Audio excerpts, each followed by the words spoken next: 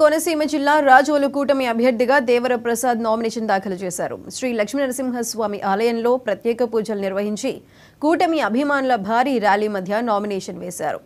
విశ్వేశ్వరాయపురం నుంచి మేడిచర్లపాలెం వరకు భారీ ర్యాలీ నిర్వహించారు. ఈ ఎన్నికల్లో కూటమి అధికారంలోకి రావటం ఖాయమని దేవర ప్రసాద్ ధీమా వ్యక్తం చేశారు.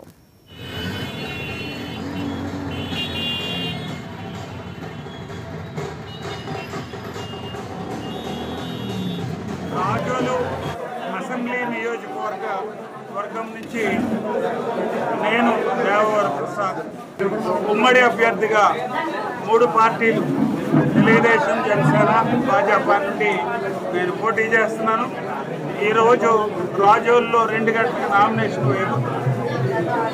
ఈరోజు ఒక యాత్రగా జనమందరం కూడా కలిసి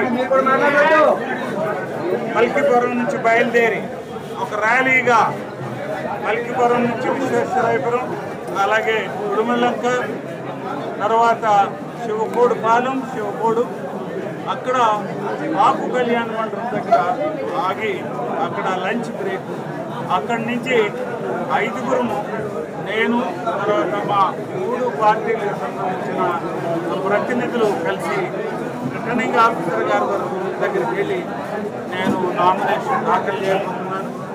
ముఖ్యంగా ఈ సందర్భంగా నేను తెలియజేసుకున్నది ఏంటంటే, ఓటర్లందరూ కూడా 3 పార్టీలకు సంబంధించిన నాయకులందరూ కూడా చాలా సన్నద్ధంగా ఉన్నారు. ఈరోజు అందరూ కూడా చాలా ఉత్సాహంగా ఉన్నారు.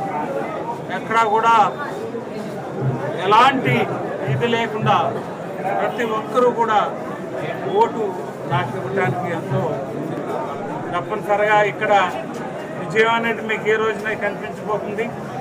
ఇది ఒక ప్రపంచంలాగా ఉండిపోతుంది. భారతదేశం